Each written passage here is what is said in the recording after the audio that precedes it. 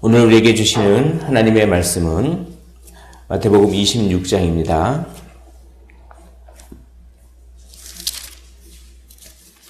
마태복음 26장 36절에서부터 56절의 말씀입니다.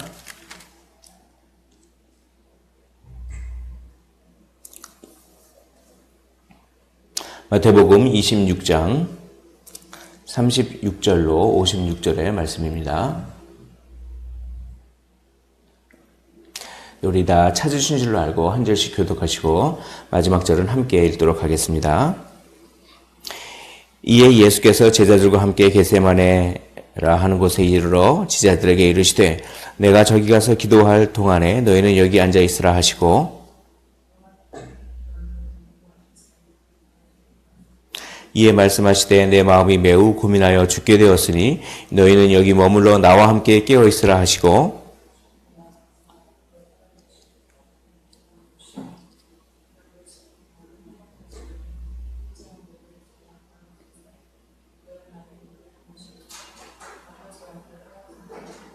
제자들에게 오사 그 자는 것을 보시고 베드로에게 말씀하시되 너희가 나와 함께 1시간도 이렇게 깨어 있을 수 없더냐?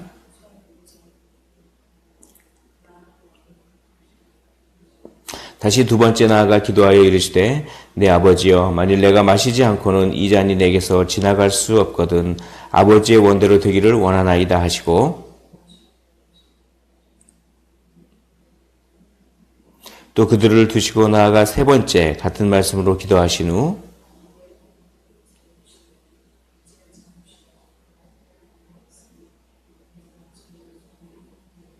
일어나라 함께 가자 보라 나를 파는 자가 가까이 왔느니라.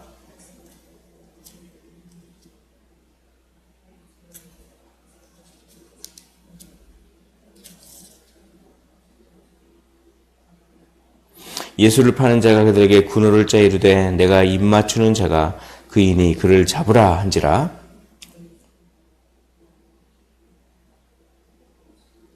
예수께서 이르시되 친구여 내가 무엇을 하려고 왔는지 행하라 하신대 이에 그들이 나와 예수께 손을 대어 잡는지라.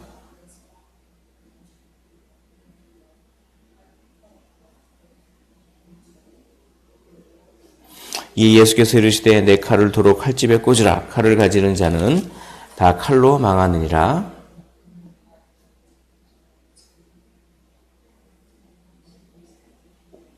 내가 만일 그렇게 하면 이런 일이 있으리라 한 성경이 어떻게 이루어지겠느냐 하시더라.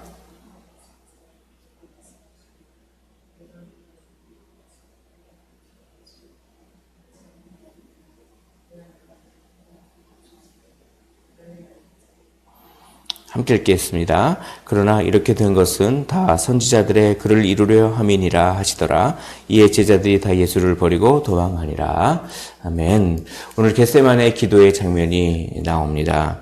예수께서 제자들과 함께 겟세마네라고 하는 곳에 이르러서 이제 기도하시는데 베드로와 세베대의 두 아들을 데리고 이제 가서 기도하시는 장면입니다.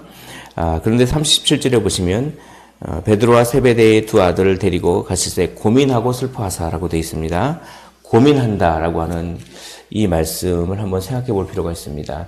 단순히 어떤 걱정거리라든지 뭐 이런 고민의 차원이 아니라 이게 굉장히 예수 그리스도의 그 십자가 지는 그 사건이 굉장히 이게 확 다가왔던 것 같습니다.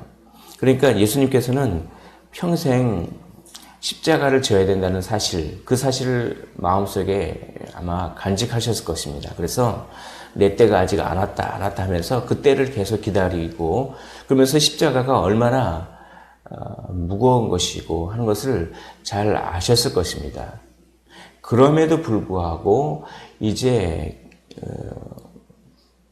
십자가를 질 때가 이게 가까이 오니까 이게 아주 고민되는 것은 상당히 당황스럽다라고 하는 그런 뉘앙스가 있다고 그렇게 얘기합니다. 이 당황스럽다. 그러니까 예상했던 것보다 더 아주 강력한 그 아픔과 그 무거움을 아마 느끼셨던 것 같습니다. 그러니까 그것은 성부 아버지와의 단절, 성부 아버지와의 단절이 알고 있었음에도 불구하고 그것이 이렇게 더 새롭게 다가오면서 그것이 아주 당황스럽게 자기가 생각했던 것보다 더 강력하게 아마 그렇게 느껴지지 않았을까. 그래서 고민하고 슬퍼하고, 그래서 38절에도 보면 또 이런 말이 나옵니다. 이에 말씀하실 때 내 마음이 매우 고민하고 죽게 되었다. 이렇게. 십자가를 막상 지려고 하니까 고민한다라고 하는 말이 계속 나오면서 막 당황스러운 느낌.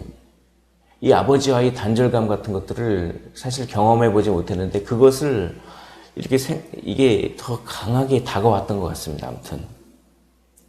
그래서 3번이나 기도하는데 이 잔을 지나갈 수 있는 방법이 있다면 그렇게 해 주옵소서. 그러나 나의 원대로 마옵시고 아버지의 원대로 하옵소서. 한 번만 이렇게 기도하면은 될 것 같은데 또 2번째 이 잔을 그렇게 지나갈 수만 있다고 하면 그렇게 해 주십시오. 그러나 아버지의 뜻대로 하십시오. 그렇게 이거를 3번이나 반복할 정도로 기도했다면 이 고민했다라고 하는 것이 얼마나 예수님께서 진짜 이 성부 하나님과의 단절이 얼마나 이게 큰 고통과 괴로움이었는지 막 예수님마저도 당황스럽게 할 정도로 그런 이제 그 이야기가 나오는 것입니다. 어떤 고통을 모르고 그렇게 당하는 거하고 고통을 어떤 고통인지를 그걸 알면서 아는 상황에서 그 고통의 자리로 가는 거하고는 또 차이가 있는 것 같습니다. 그러니까 지금은 이 고통을 알면서 그 고통의 자리로 가야 하는 그 모습에서 그것을 피할 수 있는 정당한 것이 있으면 아버지의 뜻 안에서 피할 수 있는 길이 있으면 그걸 허락해 달라고 하는, 그러나 아버지 뜻대로 하시라고 하는 그 당할 고통을 다 알면서 그거를 가시는 이 예수님의 그 마음, 예수님의 그 인성이 여기에 있습니다. 그 두려움. 그러므로 예수님은 인간의 그 두려움과 연약함을 잘 이해하시는 분이십니다. 그래서 정말 그 예수님께서 그것을 다 한 인간으로서 그 어마어마한 고통 앞에 고민하고 내가 죽게 되었다라고 이렇게 이야기하시는 그 예수님. 그 예수님을 깊이 묵상하는 시간이 되기를 원합니다. 이제 고난주간이 다가오는데 그 예수님을 깊게 묵상하시고 우리의 연약함을 짊어지시고 우리의 죄를 짊어지신 그 예수님, 그 예수님의 그 십자가의 깊이가 얼마나, 그 무게가 얼마나 무거우셨는지, 예수님께서 이렇게 하지 않으셨다면 우리가 그 하나님 앞에 우리의 죄를 다 짊어지고 하나님 앞에 서야 합니다. 그 진노의 잔을 우리가 받아낼 수가 없습니다. 예수님께서 우리 믿는 자를 대표하여서 그렇게 이 진노의 잔을 기다리고 계시는, 내가 고민하여 죽게 되었다라고 하는 그 예수님. 그러나 그것이 아버지의 뜻이라면 그것을 아버지의 뜻대로 하옵소서라고 하면서 끝까지 아버지의 뜻을 순종하셨던, 고통의 자리가 어떤 것인지 알고 그 고통의 자리를 기다리고 있음에도 불구하고 그것이 아버지의 뜻이라면 순종하겠습니다 라고 하셨던 그 예수님. 예수님께서는 제자들도 함께 깨어 있기를 원하셨습니다. 함께 좀 같이 있어달라, 함께 참여해라, 함께 같이 기도하자, 뭐 이런 뜻이 아니었을지 모르겠습니다.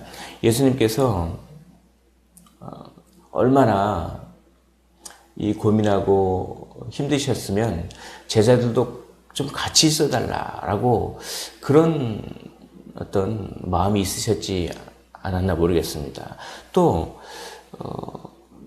제자들도 깨어서 너희들도 기도하라 라고 하는 그런 것들, 자기 자신이 그렇게 열심히 기도하는 모습을 보여주시면서 너희들도 이렇게 기도하라 라고 하는 그것을 또 가르쳐 주시기 위해서 그런 어떤 것도 있을 것 같습니다. 그러나 그들은 깨어있지가 않았습니다. 그들은 눈이 피곤해서 벌써 이 눈이 초점이 흐려지고, 그래서 그를 예수님의 그 고통의 기도 가운데 같이 참여하지 못했습니다. 그러나 이제 주 예수 그리스도 그분의 영이, 성령이 함께 있는 그 제자들, 이제 성령을 받고 성령의 충만함으로 그렇게 채워진 그 제자들은 예수님의 그 십자가의 길을 이제 동참했습니다. 그 예수님의 그 십자가의 길을 이렇게 동참한 그 제자들. 그러나 이때는 그러지 못했습니다. 예수님은 그것을 또 이렇게 잘 기다리시면서 외롭게 정말 땀방울이 핏방울이 되도록 기도하시는 그 모습. 우리 인생이 외롭고 어떤 사람들이 우리를 도와주지 않을 때 우리와 함께 있어주면 좋을 텐데 그렇지 못할 때, 그럴 때 이 예수님을 바라보기를 원합니다. 이 예수님께서 우리의 이 연약함을 다 짊어지시는, 우리와 함께 해주시는 그 예수님을 바라보면서 우리가 이 십자가의 이 길, 사명의 길을 인내하면서 계속 나가야 한다라고 하는 것을 이 겟세마네 기도를 보면서 또한 느낍니다. 예수님께서는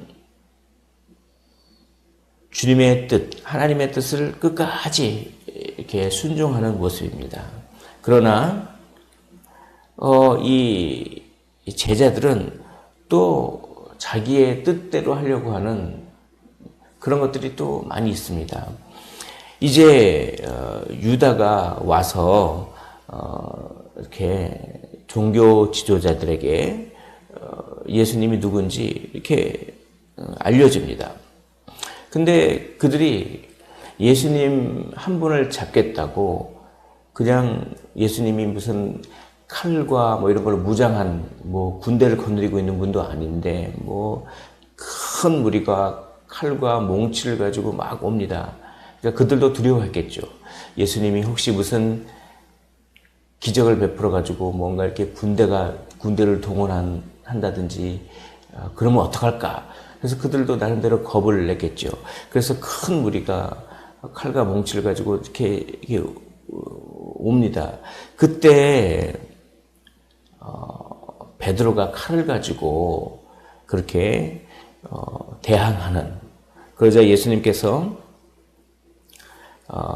칼을 도로 칼집에 꽂으라. 칼을 가지는 자는 다 칼로 망하느니라. 여기서 칼은 뭡니까? 인간적인 수단이겠죠. 인간적인 노력이겠죠. 그러니까 하나님을 의지하지 않고 자기 뜻대로 뭔가를 하려고 하는 이 자기 뜻을 도로 칼집에 꽂아 놓아라.